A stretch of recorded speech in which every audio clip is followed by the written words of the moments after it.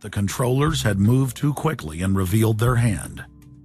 Populations around the globe were seeing through the establishment's facade, past the puppet governments, and to the global architects that were pulling their strings. Where are the American people? Why have they lost their dignity? What is stopping them from speaking out? Why have they become little mice that follow Pied Pipers? How can they look up to these pathetic politicians?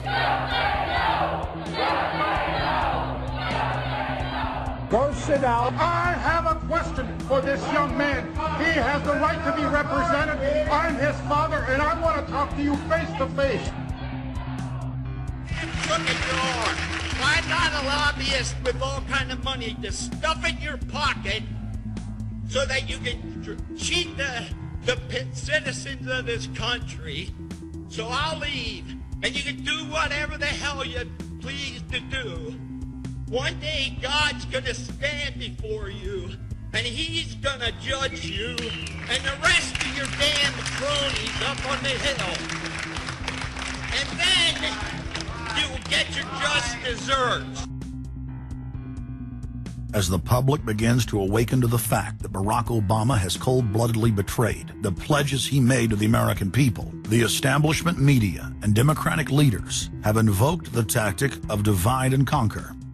I think they're astroturf. You be the judge of carrying swastikas and symbols like that to a town meeting on health care. An overwhelming portion of the intensely demonstrated animosity toward President Barack Obama is based on the fact that he is a black man. Desperate to ram their agenda through, they have played the race and class cards. You start to wonder whether, in fact, the word socialist is becoming a code word, whether or not socialist is becoming the new N-word. When I heard people going after the First Lady and the number of staff people they have, it sounds racist to me. It is essential that the establishment play the population off against each other, along the lines of Republican, Democrat, liberal, conservative, black and white.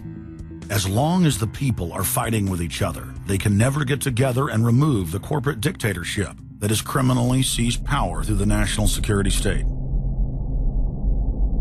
Just as George W. Bush betrayed his foolish followers, so must Obama, because his only allegiance is to his offshore masters.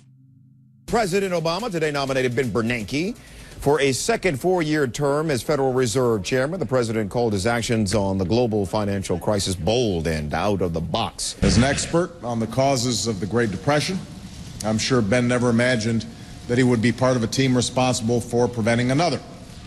But because of his background, his temperament, his courage, and his creativity, that's exactly what he has helped to achieve. And that is why I am reappointing him to another term as chairman of the Federal Reserve. So Obama has made it quite clear by his actions, never mind his words, his actions, as to who owns him, who he works for, and who he serves. And it's not the American people. It is so obvious to anyone paying attention that the President of the United States is not the real person in control. Whether it is Gerald Ford or Jimmy Carter or Ronald Reagan or Clinton or Bush, Obama is no different. And to think that he is an independent figure is just crazy. And as Franklin Delano Roosevelt said, presidents are selected, they are not elected. Obama pledged that he would end NAFTA and GATT, and has since fought to expand both of them. Obama promised that he would have the most transparent administration ever, and he is already more secretive than Bush and Cheney ever were, even making it a secret who visits the White House. I can make a firm pledge. If your family earns less than $250,000 a year, If you make less than $250,000 a year, if you are a family making less than $250,000 a year, you will not see your taxes increased a single dime. you will not see your taxes go up. You will not see your taxes increase one single dime. Not your capital gains tax, not your payroll tax, not your income tax, no tax. Not your income tax, not your payroll tax, not your capital gains taxes, not any of your taxes. Not your payroll tax, not your capital gains tax, not your income tax, no tax. Your taxes will not go up, because the last thing you need is higher taxes when we're in a recession like this, and you won't get one under an Obama administration. Obama made the centerpiece of his campaign the pledge that taxes would not be raised on anyone making under $125,000 a year. He has since gone back on that promise as well and has proposed new taxes on payroll, energy, home mortgage deductions, and scores of other taxes. He made a pledge. He said, I'm not going to raise taxes on anyone making under $250,000. Is that pledge still active? We are going to let the process work its way through it. So it's not. So it's not. So it's not. We're going to let the process work its way through it. All right? The Senate is looking especially at this issue of capping the deductions for health care that employers and employees now get. That would be an tax increase for many families earning under $250,000, but the president said he was open to it, so that means that the tax pledge he made back in September is no longer operative? Obama said he was going to abolish the Patriot Act. He now vigorously defends it. We saw the same type of flip-flop when it came to warrantless wiretapping of the American people. Look what Obama's done with wiretapping, surveillance. He's brought it to heights even beyond what George Bush, the disgusting levels that he brought it to. So we have more surveillance. Now they're talking about, what is it called, Cybercom, the new Pentagon secret cyber society that's going to be watching over us to get those terrorists. We got to get those terrorists. So now they'll be invading our privacy even more.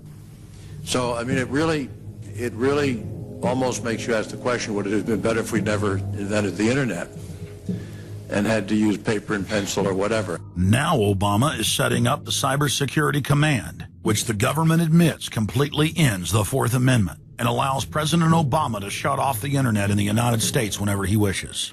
Indeed, in today's world, acts of terror could come not only from a few extremists in suicide vests, but from a few keystrokes on the computer, a weapon of mass disruption. As part of the new single national security staff announced this week, I'm creating a new office here at the White House that will be led by the cybersecurity coordinator. This new control grid is administered by the Pentagon. They just want to keep tabs on us. So we're turning into a surveillance, wiretapped government state. The government is taking more and more control over our lives. I can stand here today as President of the United States and say without exception or equivocation that we do not torture. Obama made a show of investigating torture, but has ignored the Army's own detailed investigative reports, which name the torturers that the White House memos document were following the directives of Bush and Cheney, the men who are most guilty for issuing the infamous orders. Some low-level soldiers have been prosecuted for their role at Abu Ghraib, but no senior officer has been held accountable in any of these cases to date. Heidi? I know that these debates lead directly, in some cases, to a call for fuller accounting, perhaps through an independent commission. Now, I've opposed the creation of such a commission. Next, Obama expanded Bush's doctrine of indefinite detention of foreigners without trial to holding citizens without evidence indefinitely, without ever even committing a crime. President Obama today proposed something new, something called prolonged detention. Pre-crime is where people are arrested and incarcerated to prevent crimes that they have not yet committed. Barack H. Obama, who ran as an anti-war candidate, has continued the war in Iraq, massively expanded the war in Afghanistan, and unleashed a new conflict in Pakistan. Now Obama is promoting the biggest defense budget in history, dwarfing George Bush's war machine. What George Bush has been trying to do as part of his effort to accumulate more power in the presidency is he's been saying, well, I can basically change what Congress passed by attaching a letter saying, I don't agree with this part or I don't agree with that part. I'm going to choose to interpret it this way or that way. That's not part of his power.